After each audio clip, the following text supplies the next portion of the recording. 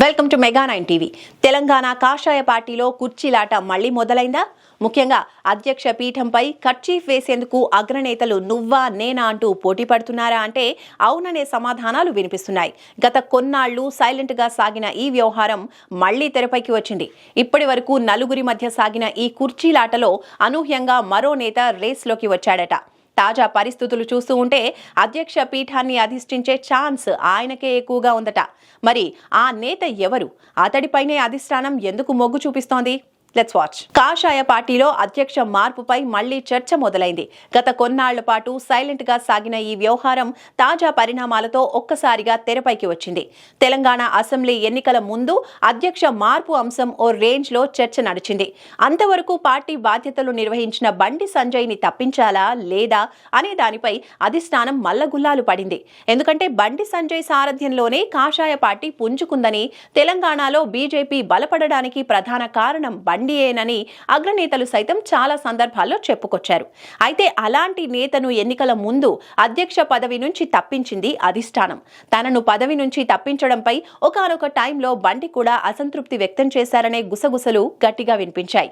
అయితే ఆయనకు జాతీయ స్థాయి బాధ్యతలు అప్పగించి రాష్ట్రంలో కిషన్ రెడ్డిని చీఫ్ గా నియమించి కొంత చల్లబరిచారు పార్టీ అగ్రనేతలు.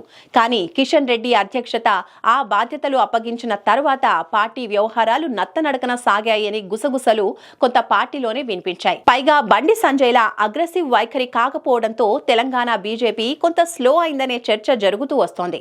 ప్రస్తుతం కిషన్ రెడ్డి, బండి సంజయ్ ఇద్దరిని కేంద్రంలోకి తీసుకుంది అధిష్టానం. కేంద్ర మంత్రి పదవితో పాటు రాష్ట్ర అధ్యక్ష బాధ్యతలు కూడా నిర్వహిస్తున్నారు కిషన్ రెడ్డి. ఈ నేపథ్యంలో అధ్యక్ష బాధ్యతలు వేరొకరికి కట్టబెట్టే ఆలోచనలో కమలం హైకమాండ్ ఉన్నట్టు ఎప్పటి నుంచో వార్తలు వస్తూ ఉన్నాయి. ఈ క్రమంలోనే రాష్ట్ర బీజేపీ అధ్యక్ష రేస్లో ఓ నలుగురి పేర్లు ప్రధానంగా వినిపిస్తున్నాయి.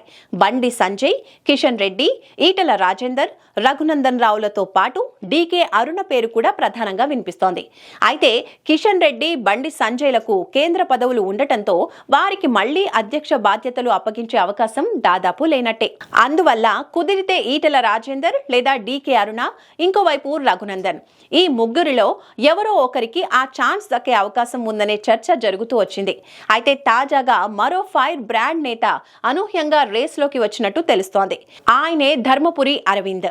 ఈయన అసెంబ్లీ ఎన్నికల్లో ఓటమి చెవి చూసినప్పటికీ పార్లమెంట్ ఎన్నికల్లో గెలిచి సత్తా చాటారు. పైగా పదునైన విమర్శలు గుప్పించడం, ప్రత్యర్థులను ధీటుగా ఎదుర్కోవడంతో అరవింద్ స్టైలే వేరు. దీంతో ఈసారి ధర్మపురి అధిష్టానం మొగ్గు చూపే అవకాశాలు ఎక్కువగా ఉన్నట్టు గుసగుసలు వినిపిస్తున్నాయి. పైగా ధర్మపురి బీసీ నేత కావటం, అటువైపు ప్రతిపక్ష పార్టీలు కూడా బీసీ మంత్రాన్ని గట్టిగా జపిస్తూ ఉండడంతో ఈసారి ధర్మపురికే పార్టీ పగ్గాలు దక్కే అవకాశం ఉందట. ఇటీవల ఆయన కేంద్ర మంత్రి మురళీ మనోహర్ జోషిని కలవటంతో ఈ వార్తకు మరింత బలం చేకూరింది.